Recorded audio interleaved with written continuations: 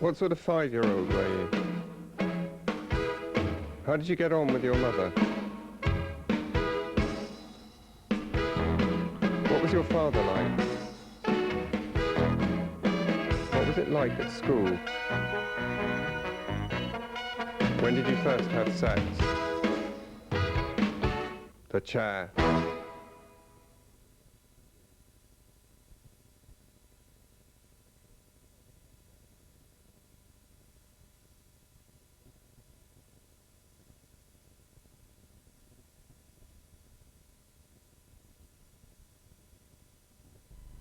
I always think when I meet people, if they're very sensitive, it's quite an encouraging thing to see.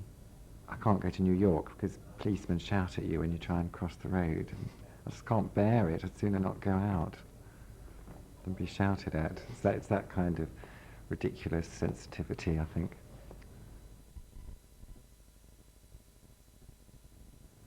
Can you imagine wanting to be a parent? I'd love to be. Well, I think I would. Do you think you'd be a good one? Yes. Well, I do worry. I mean, I do something wrong with my children. I have Fanny and I have Gloria the cat. And they're both very greedy. They're very sort of frantic around food. And so I think that must be something to do with their upbringing. Would you be a good mother or a good father, do you think? Or both? Perhaps? Oh, I'd be both. 2 in 1, I think. 2 in 1. I'd quite like it. Would you like a son or a daughter? Daughter. 2, actually. Do you think you'd like to have been a woman, or do you prefer to be a man who's quite feminine? Oh, wow. All the very unexpected questions you have. Wouldn't get that off Anne Diamond, would you? Does that mean anything to you? I'd like to know what it's like to be a woman. I guess most men would. And we would, you know, the business of reproduction. I'm quite envious of women having a womb and having that, you know, that choice. In your childhood, did you play with mummies and daddies or whatever? Yes. And that was just, at that point you didn't have any particular proclivities in the way that I suppose one doesn't really at that age. No. I was the doctor, not the nurse. You didn't have any relationships until you're 19, so after what time do you come into puberty? What sort of age? Oh, the usual sort of age. 13, 14. And what you just sort of made do on your own until you were 19, sort of thing? And had a kind of vivid fantasy life based around your persona, if you like, that you had a brightly colour-coordinated persona by then. Yes, I mean, I wasn't ready for any kind of physical relationship. I just wasn't ready. I knew I wasn't. I wasn't yearning for one. I was aware that I was missing out, you know, what people would talk about. I never went to a discotheque or anything. Just never did. But do you think it was the physical side that was worrying, or the involvement? Might you know, the emotional as well? Or? Yes, the emotional, but also the religious side of things. I mean, although I was already at odds with Catholicism by then, you know, you were told that, you know, I certainly had that reassurance that although I might be missing out, that was the way, you know, you were doing the right thing. And wrong and unspeakable anyway. Certainly what, you know, my darkest fantasies were about. It was very wrong indeed. Was also what it was about, that it was quite nerve-wracking to get very dependent on. Well, it just is, isn't it? Well, I think so, yeah. Yes, exposing yourself to people is always a worry, and it's often easier to do without, really. It's to do with giving people power over you so that they can then hurt you if they want to, I think. So I saw it, I think. And then when you were 19, what was the relationship with a man or a woman? Both in fairly swift succession. Man first and then a woman.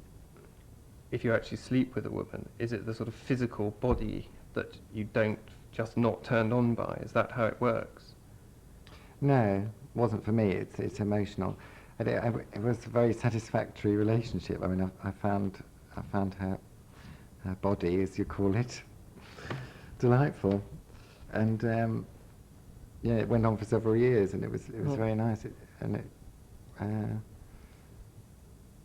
it wasn't something I wasn't yearning for a man at that time. So what's really the difference between a man and a woman then, if it's essentially a mental thing, which is certainly, I think, what it would be for me? Have you tried it? No. Oh, well, you see. That's why I suppose I don't know. Or are there any ways in which gay and straight men are psychologically different, do you think? Oh, I don't know. Consistently? I don't know about psychologically. I think sex becomes a different thing just because of prejudice and persecution. The actual sexual act becomes a political act. Really? That's what I think, and I think that's probably why gay men certainly have more sex than straight men. Here's They me want to make saying their this, point. I don't know. I don't really know how often other gay men have sex, or indeed how often straight men have sex. But I think it's interesting that the sexual act becomes a political act and a sort of a reassurance to you of your own identity and of making it all worthwhile. Of why you put yourself through this. If a 5-year-old you ran into the room now, what would he be like? Well, I'd sit over there and just sort of try and suss everyone out, I think. And probably have a few farmyard animals in my pocket that I'd play with. And the farmyard was, I'm sorry to keep on about it, but that was my world, and there was Tom the farmer and Jill his wife. Tom was a tractor driver, so he was constantly in that position, driving his tractor. Jill was on a different scale. She was much smaller, but because he was sitting down, she was standing up. She had a bucket under her arm. They got along fine. Jill got chewed up a bit by the dog. A real dog in your house? Yes, Monty. She was never able to stand up again. That's fine. She could lean against the fence.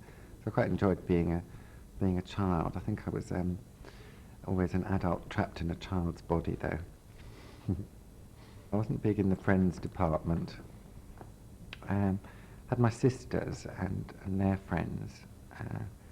And as I got older, I became more sort of effeminate, and that was sort of less acceptable in my school environment. So anyone who might have wanted to be my friend had to overcome the stigma, and most of them failed. I had one very good friend, and that was fine. That's what I wanted, really. So what was your mum like? Quite a dynamic woman. When I went to school, she started training to be a social worker, which is what she does now.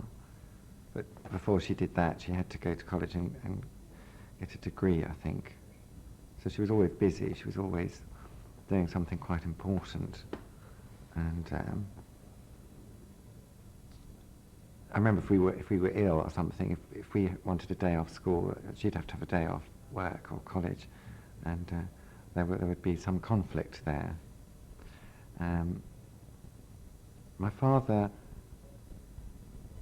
always seemed very kind to me. I mean, he was a policeman, but he wasn't the sort of policeman who took great relish in arresting people.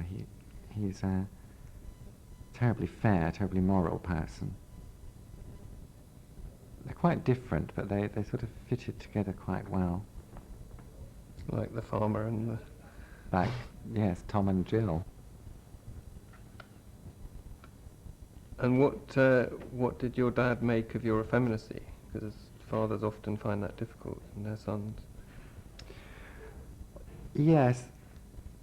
Well, he tried. I remember him trying to get me interested in decorating and mending the car, and I always said to him, "Well, I'll get a man in to do that when the time comes. I won't be doing it myself."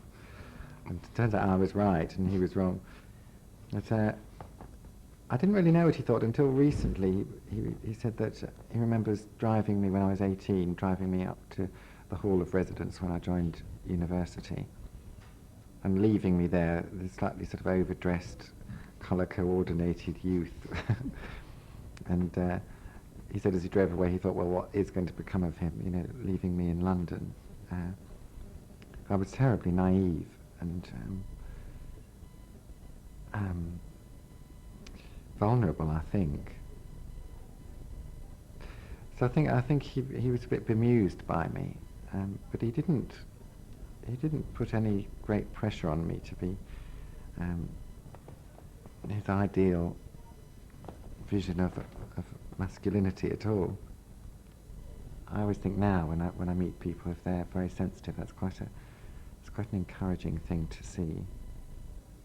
And I've always been like that. I mean, I can't go to New York because policemen shout at you when you try and cross the road. And I just can't bear it. I'd sooner not go out than be shouted at. It's that kind of ridiculous sensitivity, I think. Your dad wasn't the sort of policeman who shouted. No, I can't remember him ever shouting. No. I remember we went on holiday once when I was about 7, and my sisters had this big thing of dressing their dolls up for their holiday, and I had a tiger, one of those furry things that sit on the back seat, and I put a dress on this tiger. That was the tiger's going away outfit, and my father said that I had to take the dress off the tiger before we left in the car, because the car was all packed up and suitcases on the roof rack and things. That was him putting his foot down. That's as far as it went. Tigers don't wear dresses. Mm. At least not if boys put the dresses on. Well, he was quite right, really. Were you? Would you say you were closer to one or the other of them, or is that invidious to say? What does invidious mean? Unpleasant, unattractive, not a reasonable thing to discuss. Oh, I'd say it's invidious, because they might be watching. I had a long drive to school, a long bus journey to school, and not a lot to talk to anyone about when I got to school. So I had to save things up for meal times when I got home, and there were always, you know, little things that happened on the bus. Old ladies I'd overhear conversations again that I'd take notes on and generally amuse people with. But when you got back home? Yes, I'd save them up. So the sort of shy child who'd sit in the corner playing with the farmyard animals was only one aspect? Yes, I'm sure it was.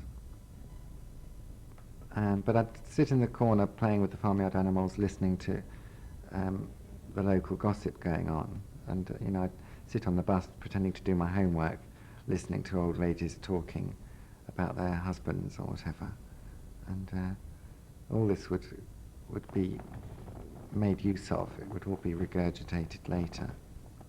Are there any connections between your childhood capacity with telling stories and so forth, having an audience then, and having an audience now? It's exactly the same for me. Well, not exactly the same, but the stories I tell on stage they're all true, and they're usually things that I've observed, or things that weren't funny at the time, like waking up with a man in bed and him saying, "I'm not actually gay," you know, and you say, "Oh, I thought you were." He said, "No, although I sleep with men, it doesn't mean I'm gay," and that sort of thing is a bit sad when you're experiencing it, you know, from both points of view. But you can tell that story on stage, and it becomes hilarious.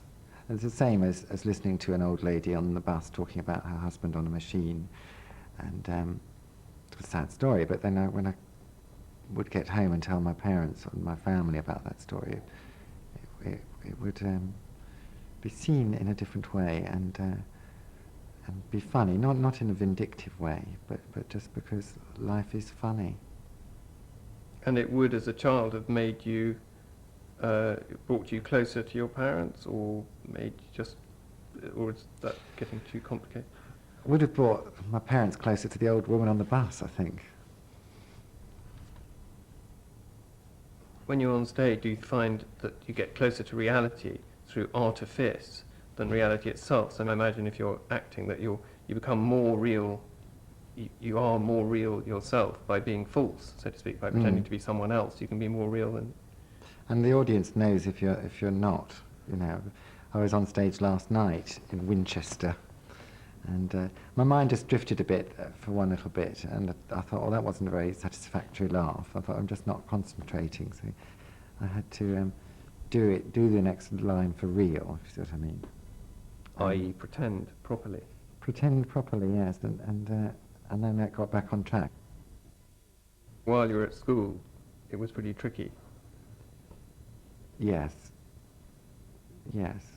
Although... You got a scholarship. Yes, to this school. It was thought to be a very, very good public Catholic school, and my parents could never have afforded to send me there. And so it was very difficult to let them know quite how horrible it was at school, because I was lucky to be there. Did you get bullied at school? Well, you know, I remember, I couldn't walk down the corridors at the same time as anyone else without getting abused or things thrown at you and all that kind of thing. And what did you make of it, you think? Well, it did give you a kind of celebrity status within the school, and I think that was the way we saw it. I didn't want to be like everyone else. I didn't yearn for that.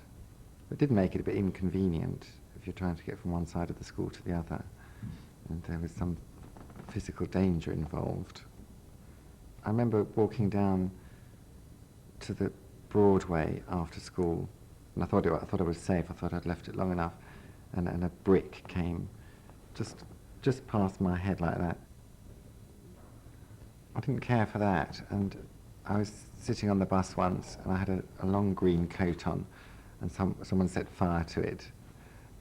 Sometimes you'll have members of the audience up, and you can be quite cruel in a very nice way to them, and say, back you go to obscurity, you might say to a member of the audience as they return back to the audience, sort of thing, which is very funny, and I don't think anybody gets hurt by it, but there is an element of humiliation about it. You must have experienced a lot of people trying to humiliate you, and at school, and then I think years later you become somebody who's... I think it's an interesting comic device to turn everything around so that